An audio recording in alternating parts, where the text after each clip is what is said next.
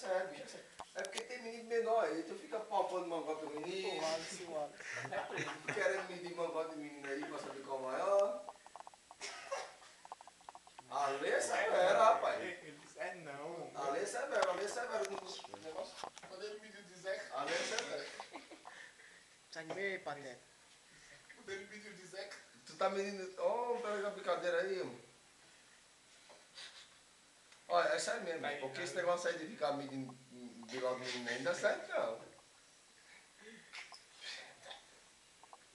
Beleza, valeu. Não, só pra alertar você, rapaz, porque a lei é severa. Esse negócio de ficar palpando mangote de menino aí Não, posso não, só pra você ficar ciente. É só pra você ficar ciente das penalidades impostas pela lei. Valeu, Constituição, ele vai passar pro coitado de Giado, se ele ia passar o bichinho dormindo.